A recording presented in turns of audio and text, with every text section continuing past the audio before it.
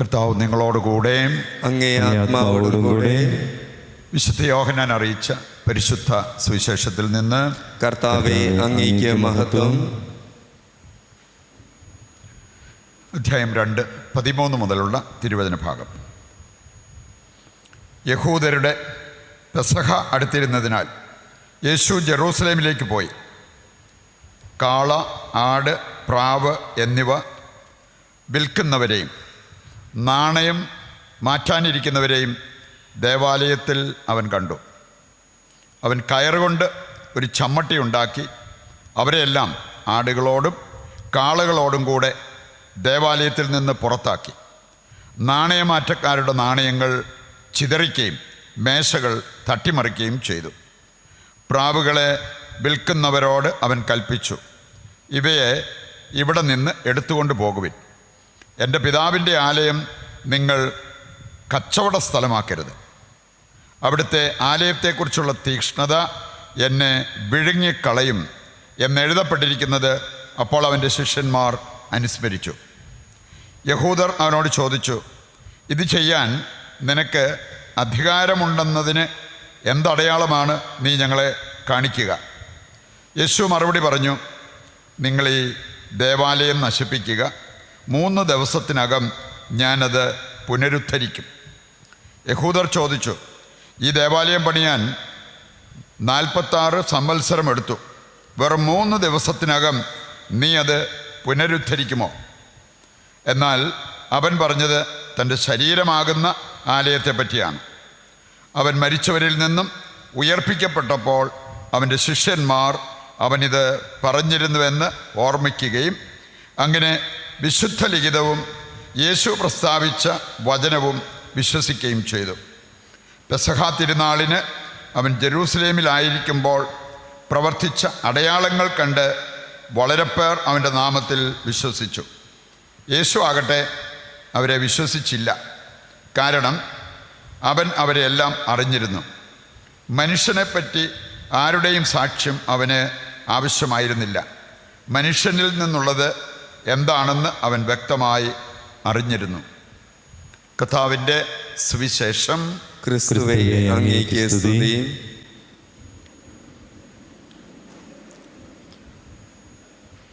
ഈശോയിൽ പ്രിയപ്പെട്ടവരെ, ഈ നോമ്പുകാലം വളരെ ഗൗരവപൂർവ്വം നമ്മൾ ജീവിതത്തിലേക്ക് ഏറ്റെടുക്കേണ്ട ഒരു സന്ദേശമാണ് ഇന്നത്തെ വായനകളിലൂടെ സഭ നമ്മുടെ മുമ്പിൽ വച്ചിരിക്കുന്നത്. ഈസ്റ്ററിനോടടുക്കും തോറും ഈ സന്ദേശം കൂടുതൽ നമ്മുടെ ജീവിതത്തിൽ പ്രസക്തിയുള്ളതായി മാറണം. അത് ജീവിക്കാനുള്ള ഒരു ശ്രദ്ധ നമ്മുടെ ഭാഗത്തു നിന്നും ഉണ്ടാകണം. ഇന്നത്തെ ആദ്യ വായനയിൽ നമ്മൾ കണ്ടത് പുറപ്പാട് പുസ്തകം 20-ാം അധ്യായം. അവിടെയാണ് 10 കൽപ്പനകൾ ദൈവം ദൈവജനത്തിന് നൽകുന്നത്. അതുപോലെ തന്നെ ആ കൽപ്പനകൾ വിശദീകരിച്ച് പറഞ്ഞിരിക്കുന്ന ഒരു വചനഭാഗമാണ് പുറപ്പാട് 20-ാം അധ്യായം. അതാണ് ഇന്നത്തെ ആദ്യ വായനയായിട്ട് നമ്മൾ കണ്ടത്. നമുക്ക് കാണാൻ സാധിക്കും, നമ്മൾ നിയമാവർത്തന പുസ്തകം 28-ാം അധ്യായം 2 ഭാഗങ്ങളായിട്ട് അതിനെ വേർതിരിക്കാൻ പറ്റും. 1 മുതൽ 14 വരെയുള്ള വചനവും പിന്നെ 15 മുതൽ 68 വരെയുള്ള വചനങ്ങളും 2 ഭാഗങ്ങളായിട്ട് തിരിക്കാൻ പറ്റും. അതിൻ്റെ കാതലായ സന്ദേശം ഇതാണ്: എൻ്റെ കൽപ്പനകളും ചട്ടങ്ങളും ശ്രദ്ധാപൂർവം പാലിച്ചാൽ ഈ അനുഗ്രഹങ്ങളെല്ലാം നിൻ്റെ മേൽ വരും. വായിച്ചു നോക്കിയാൽ മതി ഏതെല്ലാം അനുഗ്രഹങ്ങളാണ് പറഞ്ഞിരിക്കുന്നത്. ഇനി അതെല്ലാം കിട്ടാൻ ആഗ്രഹിക്കുന്ന വ്യക്തികളാണ് നമ്മളൊക്കെ. പക്ഷെ അത് കിട്ടാതെ പോകുന്നതിൻ്റെ കാരണമൊന്ന് കണ്ടെത്തുന്നത് നല്ലതാണ്. കർത്താവ് പറഞ്ഞിരിക്കുകയാണ്, എൻ്റെ കൽപ്പനകളും ചട്ടങ്ങളും ശ്രദ്ധാപൂർവം പാലിക്കണം. നിനക്ക് സൗകര്യമുള്ള പോലെയല്ല, ശ്രദ്ധാപൂർവം ഞാൻ പറഞ്ഞിരിക്കുന്നത് പോലെ ശ്രദ്ധാപൂർവം പാലിച്ചാൽ ഈ അനുഗ്രഹമെല്ലാം നിൻ്റെ ജീവിതത്തിലേക്ക്, നിൻ്റെ കുടുംബത്തിലേക്ക് വരും. പറയുകൊണ്ട് കർത്താവിനെ കുറ്റപ്പെടുത്തി മറ്റുള്ളവരെ പഴിച്ച് നടക്കുന്നതിന് പകരം ഈ കൽപ്പനകൾ ശ്രദ്ധാപൂർവം പാലിക്കാനുള്ളൊരു തീരുമാനം നമ്മുടെ ഭാഗത്തു നിന്ന് വന്നാൽ മാറ്റങ്ങൾ നമുക്ക് പ്രതീക്ഷിക്കാൻ പറ്റും. ദൈവാനുഗ്രഹങ്ങൾ നമുക്ക് നമ്മുടെ ജീവിതത്തിലും നമ്മുടെ കുടുംബത്തിലും പ്രതീക്ഷിക്കാൻ പറ്റും. 15-ാമത്തെ വചനം നിയമാവർത്തനം 28-ന്റെ 15 നമ്മൾ വായിക്കുന്നുണ്ട്. ഞാൻ നൽകുന്ന ഈ ചട്ടങ്ങൾ, കൽപ്പനകൾ, എൻ്റെ വചനങ്ങൾ ശ്രദ്ധാപൂർവം പാലിക്കാതിരുന്നാൽ, പിന്നെ അങ്ങോട്ട് കുറേ കാര്യങ്ങളുണ്ട്. 68-ാമത്തെ വചനത്തിൽ എത്തുന്നിടം വരെ നിരവധി കാര്യങ്ങൾ അവിടെ പറഞ്ഞിരിക്കുന്നത് കാണാൻ പറ്റും. ഒന്ന് ശ്രദ്ധാപൂർവം വായിച്ചാൽ തന്നെ നമുക്ക് മനസ്സിലാകും നമ്മുടെയൊക്കെ പ്രശ്നങ്ങളുടെ റൂട്ട്, അതിൻ്റെ അടിസ്ഥാന കാരണം നമ്മളിൽ തന്നെയാണ്. അല്ല ദൈവത്തെ പഴിച്ചിട്ട് കാര്യമൊന്നുമില്ല, മറ്റുള്ളവരോട് അവരെ കുറ്റപ്പെടുത്തിയിട്ട് കാര്യമൊന്നുമില്ല. അതിൻ്റെ മൂലകാരണം നമ്മൾ തന്നെയാണെന്ന് നമുക്ക് മനസ്സിലാക്കാൻ എളുപ്പമായിരിക്കും. പ്രിയപ്പെട്ടവർ, നമ്മൾ കാണുന്നുണ്ട് ബൈബിളിലൂടെ കടന്നു പോയി കഴിഞ്ഞാൽ ഒരുപാട് അനുഗ്രഹം, ദൈവാനുഗ്രഹം നമ്മളിലേക്ക് കൊണ്ടുവരുന്ന പല മാർഗങ്ങളുണ്ട്. പക്ഷേ വലിയ അളവിൽ ദൈവാനുഗ്രഹം നമ്മളിലേക്ക് എത്തിക്കുന്ന 3 കാര്യങ്ങളെക്കുറിച്ച് നമുക്ക് ചിന്തിക്കാൻ പറ്റും. ഒന്നാമത്തെ കാര്യമാണ് ദൈവത്തിൻ്റെ കൽപ്പനകളും ചട്ടങ്ങളും പാലിച്ച് ജീവിക്കുക. അത് പ്രഭാഷകൻ 35-ന്റെ ആദ്യ വചനം വായിച്ചാൽ അവിടെ പറഞ്ഞിട്ടുണ്ട്, ഇത് ബലിയർപ്പണത്തിന് തുല്യമാണ്. കർത്താവിൻ്റെ കൽപ്പനകൾ പാലിച്ച് ജീവിക്കുന്നത് ബലിയർപ്പിക്കുന്നതിന് തുല്യമാണ്. അപ്പോൾ അതുകൊണ്ട് ഉറപ്പായിട്ടും അവിടെ ദൈവാനുഗ്രഹം നമുക്ക് ലഭിക്കാതിരിക്കില്ല. പറയുന്നുണ്ട് ദൈവത്തിൻ്റെ അനുഗ്രഹങ്ങൾ കിട്ടാൻ ഏറ്റവും നല്ലൊരു മാർഗമാണ് അവിടുത്തെ കൽപ്പനകളും ചട്ടങ്ങളും ശ്രദ്ധാപൂർവം പാലിക്കുക. നമ്മൾ കാണുന്നുണ്ട് ജോഷുവയുടെ പുസ്തകം 1-ാം അധ്യായം 5 മുതൽ 9 വരെ എടുക്കുകയാണെങ്കിൽ ജോഷുവയ്ക്ക് ദൈവം കൊടുത്തൊരു നിർദ്ദേശം, മോശയെപ്പോലെ നീയും എൻ്റെ കൽപ്പനകൾ ശ്രദ്ധാപൂർവം പാലിക്കുന്നെങ്കിൽ നിൻ്റെ ആയുഷ്കാലത്ത് ആരും നിന്നെ തോൽപ്പിക്കില്ല. ഒന്നിനു പുറകെ ഒന്നായി പരാജയമാണ് നമ്മൾ രുചിച്ചുകൊണ്ടിരിക്കുന്നത് എങ്കിൽ ഒന്നിരുന്ന് ചിന്തിച്ച് പ്രാർത്ഥിക്കുന്നത് നല്ലതായിരിക്കും. ഇതിന് കാരണം എന്നിൽ തന്നെ അല്ലേ എന്നുള്ളത്. പറയുന്നുണ്ട് ദൈവത്തിൻ്റെ കൽപ്പനകളും ചട്ടങ്ങളും ശ്രദ്ധാപൂർവം പാലിക്കുന്നവർക്ക് വലിയ അനുഗ്രഹം, വലിയ സംരക്ഷണം അത് ദൈവം വാഗ്ദാനം ചെയ്തിരിക്കുന്ന. രണ്ടാമത്തെ ഒരു കാര്യം, ഒരുപാട് അനുഗ്രഹം കിട്ടാനായിട്ട് നമ്മെ സഹായിക്കുന്നൊരു കാര്യമാണ് പാപങ്ങളെ അവരെ പരിഗണിക്കുക എന്നുള്ളത്. പാപങ്ങളെ പരിഗണിക്കുക. ഞാൻ സാധാരണ പറയാറുള്ളതാണ് ധ്യാനത്തിലൊക്കെ വരുന്നവരോട്, നിങ്ങൾ വീട് വെക്കുമ്പോഴാണേലും മക്കളെ കെട്ടിച്ചു വിടുമ്പോഴാണേലും ഒക്കെ ഒന്ന് ചിന്തിക്കുന്നത് നല്ലതാണ്.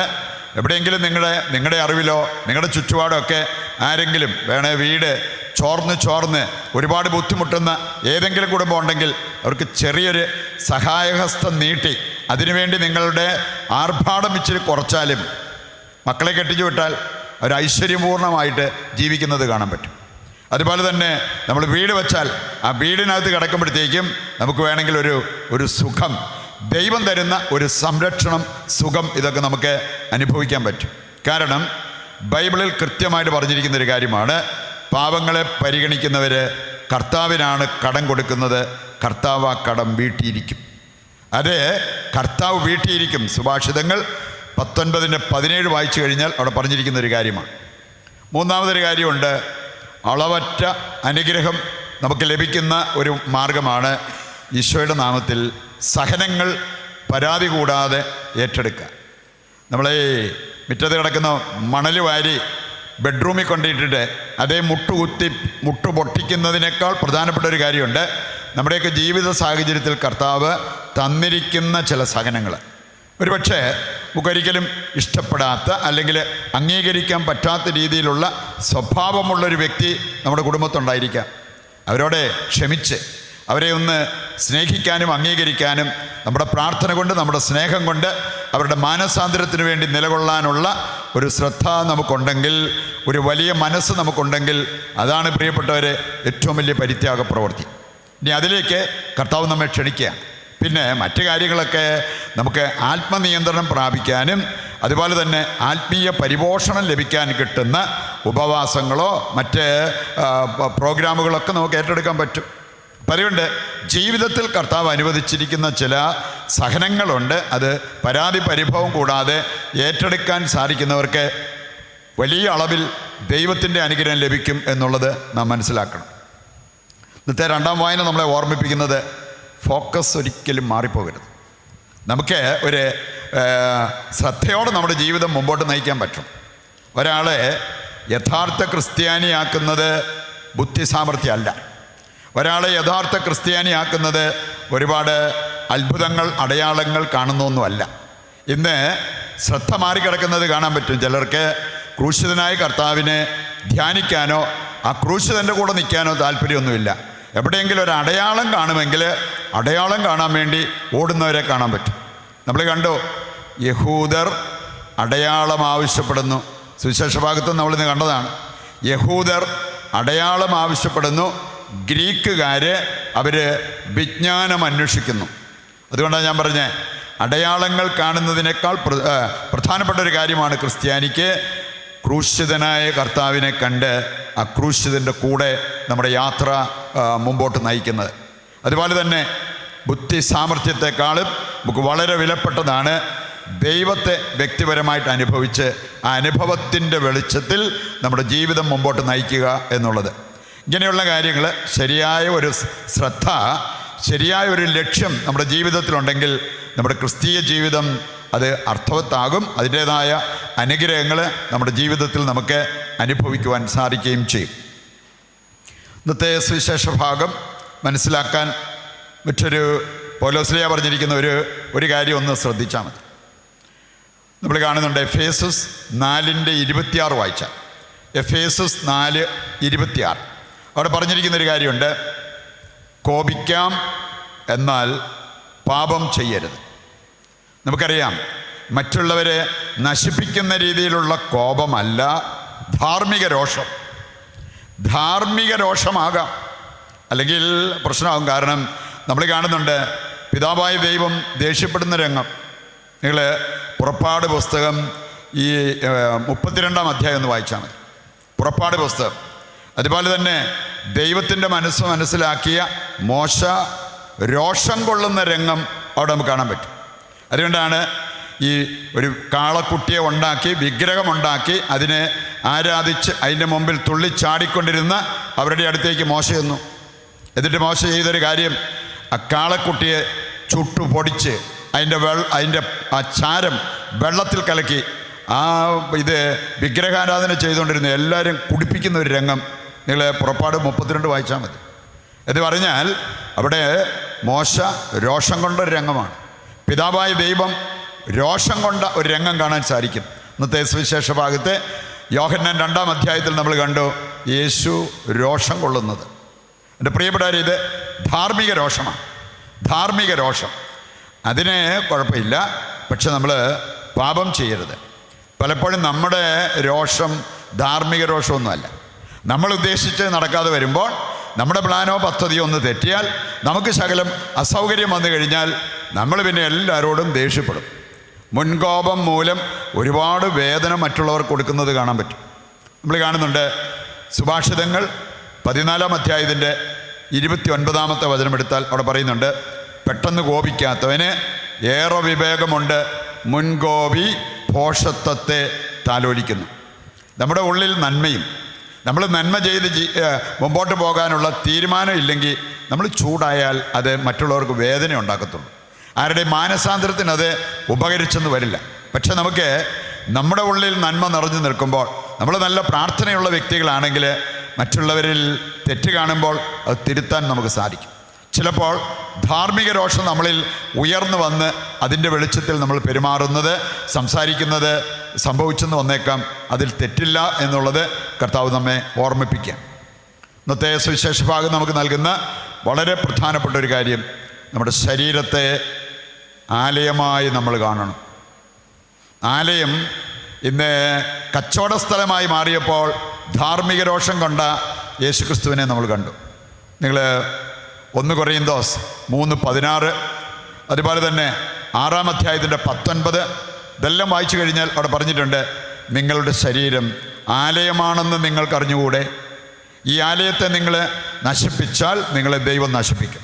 അപ്പം അറിവുണ്ട്, നമ്മുടെ ശരീരം, നമ്മുടെ ഹൃദയം, നമ്മുടെ മനസ്സ് ഇതെല്ലാം ദൈവം വസിക്കുന്ന ഒരു സ്ഥലമായിട്ട് നമ്മൾ കാണണം.